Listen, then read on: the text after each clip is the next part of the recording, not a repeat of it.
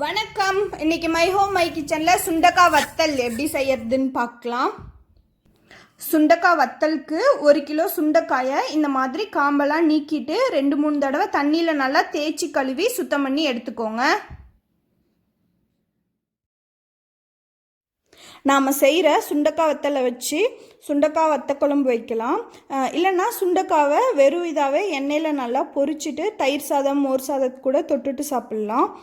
அப்புறம் புளிக்குழம்பு காரக்குழம்பு அந்த மாதிரி வெண்டைக்காய் கத்திரிக்காய் போட்டு வைக்கிற குழம்புக்கு எல்லாமே சுண்டக்காவை எண்ணெயில் சும்மா ஒரு 5-6 சுண்டக்காய் மட்டும் எண்ணெயில் நல்லா வறுத்துட்டு அதை அந்த புளிக்குழம்புல சேர்த்துட்டு அந்த மாதிரியும் புளிக்குழம்பு வைக்கலாம். ரொம்ப நல்லாயிருக்கும்.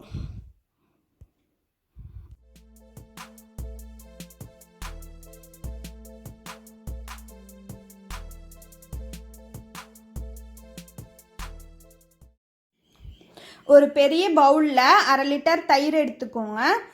இதில் 1/4 கப் அளவுக்கு கல்லுப்பு சேர்த்து நல்லா கலந்து விட்டுட்டு அப்படியே வச்சுருங்க. சுத்தம் பண்ண சுண்டக்காய் எல்லாத்தையும் சின்ன குளவிக்கல் வச்சு இந்த மாதிரி சுண்டக்காயை இடிக்கணும். சுண்டக்காய் இது போல் வெடித்த பிறகு வெடித்த சுண்டக்காய் எல்லாத்தையும் மறுபடியும் ஒரு தடவை சுத்தமான தண்ணியில் கழுவியும் தயிரில் சேர்த்துக்கலாம். ஆனால் நான் அப்படியே தான் சேர்ப்பேன். அப்போ தான் சுண்டக்காயோட துவர்ப்பு சுவை முழுமையாக நமக்கு கிடைக்கும்.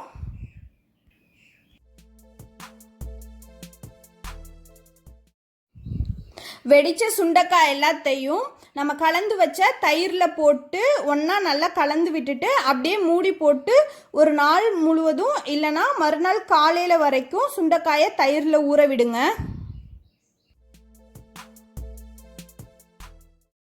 அடுத்த நாள் காலையில் சுண்டக்காயை தயிரை நல்லா வடிச்சிட்டு தனியாக வேறு பாத்திரத்துக்கு சுண்டக்காயை மட்டும் மாற்றி வச்சுக்கோங்க.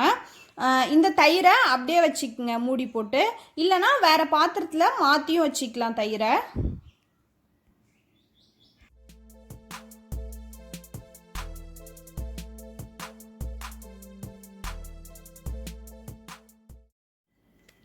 தனியாக எடுத்த சுண்டக்காய் எல்லாத்தையும் இந்த மாதிரி தனித்தனியாக பரப்பி விட்டு வெயிலில் காலையிலேருந்து சாயந்தரம் வரைக்கும் காய வச்சிடுங்க.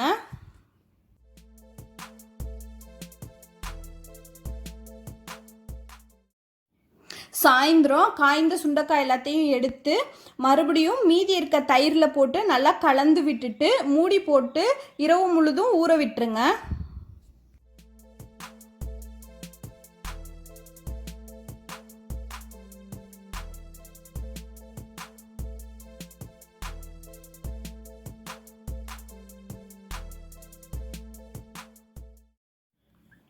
மறுநாள் காலையில் அது போலவே தயிர்லேருந்து சுண்டக்காயை தனியாக எடுத்து வெயிலில் காய வச்சுட்டு மறுபடியும் மீதி இருக்க தயிரில் போட்டு ஊற வச்சுடுங்க.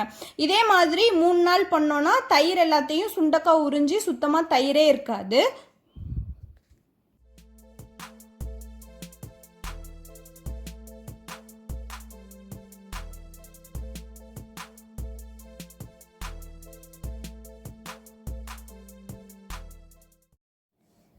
நாலாவது நாள் காலையில் சுண்டக்காயை கொண்டு போய் அப்படியே வெயிலில் காய வச்சிடலாம்.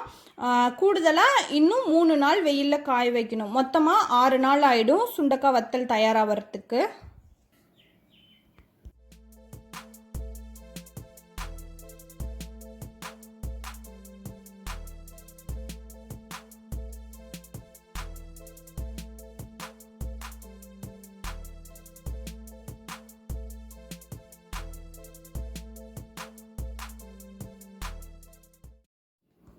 ஆறு நாள் நல்லா வெயிலில் காஞ்ச பிறகு நம்மளோட சுண்டக்காய் வத்தல் சமையலுக்கு தயாராகிடுச்சு. நீங்களும் உங்கள் வீட்டில் சுண்டக்காய் வத்தல் செஞ்சு பாருங்கள். உங்களுக்கு இந்த வீடியோ பிடிச்சிருந்தா மை ஹோம் மை கிச்சனுக்கு சப்ஸ்கிரைப் பண்ணுங்கள்.